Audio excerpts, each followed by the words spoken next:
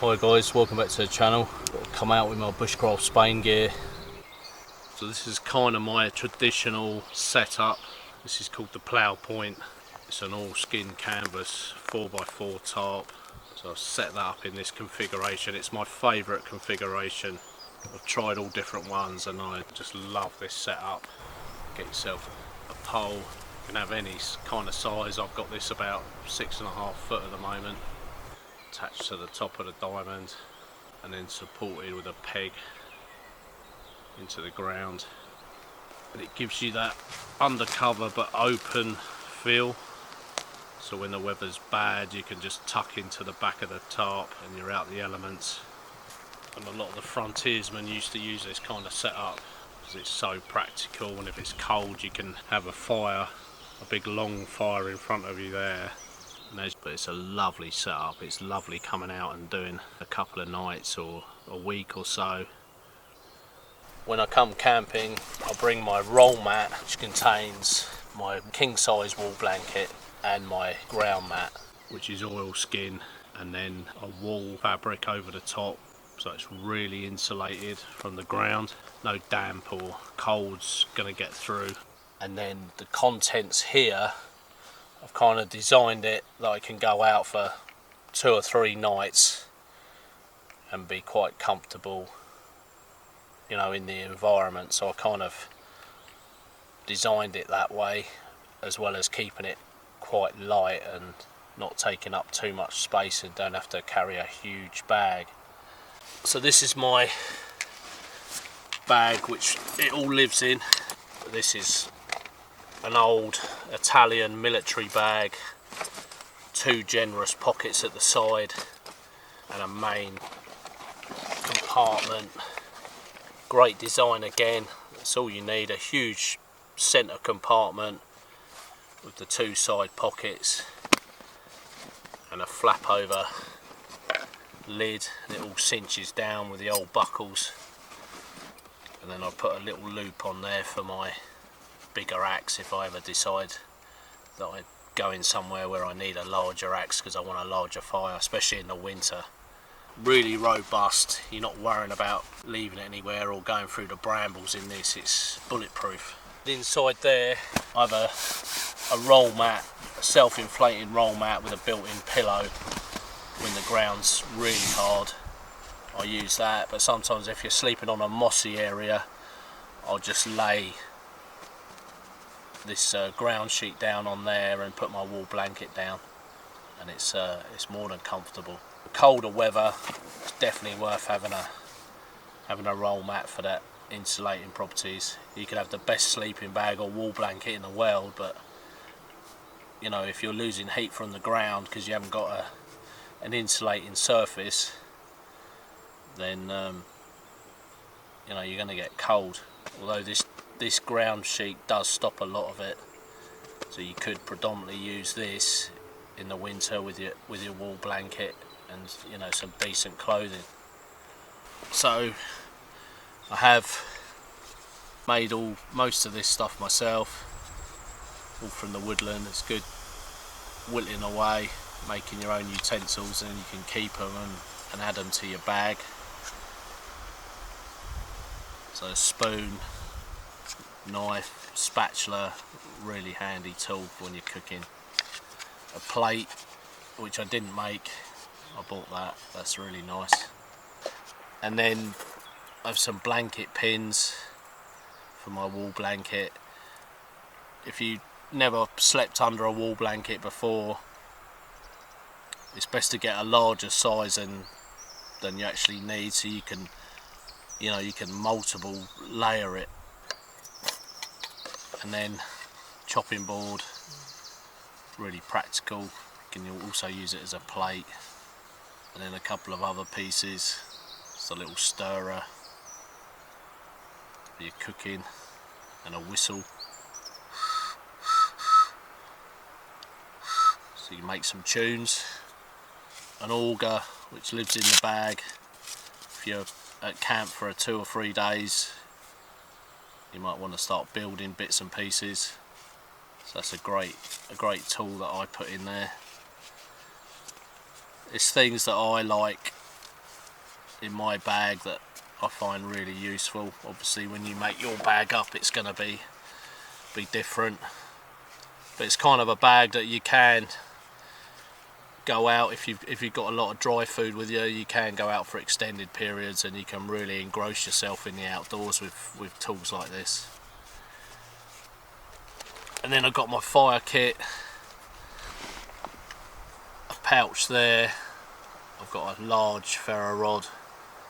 I put a bone handle on that, so it's great ergonomics to light a fire. I've got a selection of birch bark, fat wood, so if you go somewhere and you just want ease of lighting a fire, you don't want to go out and collect the resources from nature, or it's raining, everything's wet, you know, you can rely on what's in your fire pouch. So you can get a fire going pretty much in any condition with this kit. And I've even bought in there, I've even got a magnifying glass when the sun's shining, and a bit of charred cloth, and that's awesome for getting fires going. It's great as well if you're on camp and you want to practice different fire lighting techniques. So that's a good tool to have in your fire kit.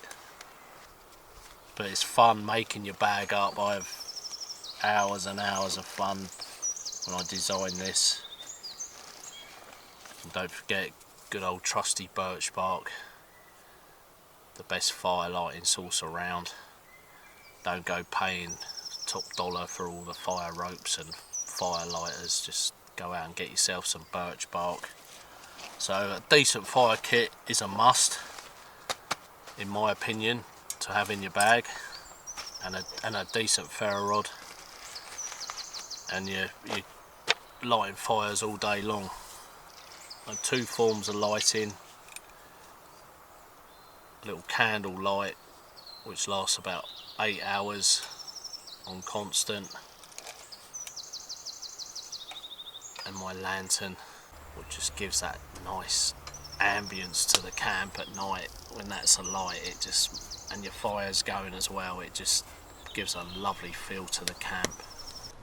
And then I've got 2 pieces of cordage, which is vital in your bag, especially if you're doing a setup like this. You know, a piece might break that was already on the tarp and you've got a spare piece, or you might want a ridge line or something like that for hanging up your clothes. So it's perfect to have a couple of pieces. I have a torch as well. If I'm walking around in the woodland at night, there's nothing better than a torch, although it's not really traditional, but I do a lot of filming and bits and pieces, as you know, and you might need that extra bit of light just to light your area up. And then a couple of backup candles. I just love lighting at night. I think spending time, a long time at night, especially during the winter months, I think a lighting source is really good for you, especially if you like reading or crafting at night. And then a Silky Accel.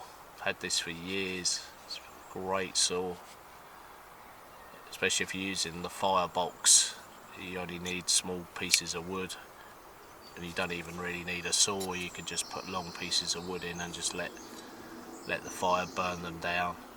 But I always like to carry a saw, and if I'm going in the winter then I'll take my Boreal 21 folding saw, because you'll be processing a lot more wood. I think an essential piece of kit is a small hatchet. You know, putting in stakes, making stakes for your tarp, processing wood, splitting it down, carving. If you want to do a bit of carving, you want to make something for yourself, perfect tool to have. You know, you've got the blade and you've got the stock end, like I said, for hammering bits and pieces in. I use this a hell of a lot for putting this up. your metal stakes, sometimes they're too short or they're too flimsy. Especially on a setup like this, you need that tension, so you've really got to harvest your stakes from nature. And then my alcohol stove, sometimes just for convenience in the morning, if I'm going to break camp quick and I just want a quick brew, I don't want to light a fire, I'll take my alcohol stove, and that's a great piece of kit. It's all built in like so, and then you just light it there, put your pot on top, and you're cooking or you're making a brew for yourself. And then I have a couple of sporks, great to have in your kit, although I've got a wooden spoon as well. Kind of like a backup of a backup really. A tea towel for just drying things down or cleaning things. That's a great piece of kit to have. A small foldable frying pan, perfect size for the bag, not too big, not too small, especially for one. And that's titanium. Don't forget, if you're cooking on a fire, get yourself stainless steel or titanium cookware. It can really take a hammering from the fire, and that stuff's so durable. Some of this gear I've got here is, 5-6 years old. And then I have a pot here. That's titanium as well, with a lid, so you can do all manner of cooking in there. And then a stainless steel mug, good for your brews, good for making soup. Don't forget, don't skimp on your cooking equipment. Like I said, this is probably 6 years old now, and it's been over so many fires, and it's pretty much as good as the day I got it. And then I have a pot of coffee. If you like black coffee, that's all you need to bring. You don't need no sugar, no milk, so just a little pot of granulated coffee. Simple and easy. Same again, stainless steel canteen, litre. Put it straight on the fire as well. If you're camping near a water source, you want to collect water, you want to boil it, always go for stainless, because you can purify your water in that. And then I have my other water container. That's really traditional, and I just love this. So that holds around 2 litres of water. So when I go with the dog, I'll take that and this if we're doing an overnighter, and then it's a perfect amount of water for us. If it's not too hot, it's great for hiking this. If you're camping out and you want to go for a hike, just hang that around your neck like so, and you've got fresh water, and it seems to keep the water cool as well. Really great. And then I have this heat mat, kind of doubles up as a kneeling mat on the ground if the ground's really wet and horrible and you're working around a fire. And obviously getting all the hot pots and pans. I don't tend to wear gloves. I like to keep my hands quite hard and calloused in areas, because if you ever lose your gloves, or you go out and your hands are nice and soft because you wore gloves all the time, you're going to really feel it, because your hands are your main asset when you're camping. So on the same token, look after them, but don't wear gloves all the time. Also here I have a poncho which doubles up as a pillow. I just roll that up, stick it under my head, and it's a great garment to wear, and good colour. You want to blend in, you want to keep stealthy. And then when it's really cold, I leave this pretty much in my bag all the time, don't take up a lot of room. I have a little mini hot water bottle, and I find that essential in the colder months, or you're sitting outside, you just want that little bit of heat. Doesn't cost nothing to heat, you know, a pot like that up over the fire and tip it in there, and a hot water bottle is a godsend. I think these small luxuries outside, you know, keep you coming back, keep you really entertained in the outdoors. It's just something nice, the simple things like a hot water bottle when it's freezing.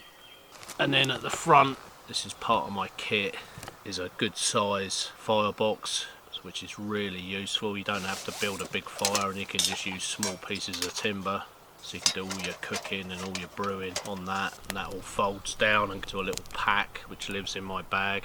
And on me as well, I always carry a knife, so that's not part of the kit. I just carry a small bladed knife when I'm on these little camping trips. It's enough to, you know, get a fire going, make feather sticks, do a bit of carving. It's a great size.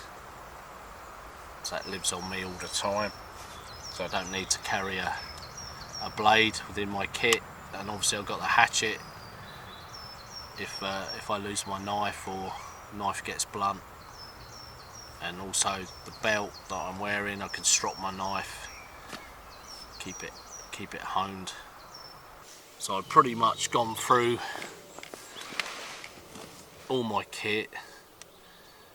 You can see, you know, I love it all. I've had, like I said, I've had some of it for years, and it serves you well. You know, if you buy quality gear, or reasonably good quality gear, it's going to last you, rather than going out and buying cheap stuff and you go to use it and it breaks on you and it ruins your whole camping trip, you know, because your tarp split or your saw snapped or your knife's gone blunt. So I've had lots of good memories, lots of good times, and this stuff's going to last me for years, and you can pass it down in bits and pieces. So yeah, if you obviously clicked on this video and you like, you know, bag loadouts, I hope you've enjoyed this one. And if you're planning to load a bag out yourself, you know, it's real fun, and hope you take some of these bits and put into your bag, and obviously give me some ideas of what you do in your bag and why you do it and how it works. But it's nice keeping it quite minimal, quite simple. Obviously you've got all this plus your knowledge and your wits, you can have an awesome time outside. And obviously young people,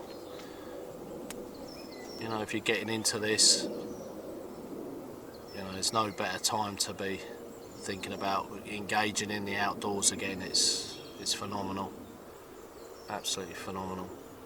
So thanks for watching, guys, and if you're planning on doing something like this and engaging in the outdoors, you know, I think it's one of the best things you can do. It's so good for you, and it's so natural, and you're in the moment, you're present in the moment, and it's so enjoyable. So if you're thinking about doing this, then definitely give this setup a go, and plan your bag and get out there and do a night, and surprising what it does for you. So thanks for watching, guys, and I'll see you on the next one, and enjoy the great outdoors.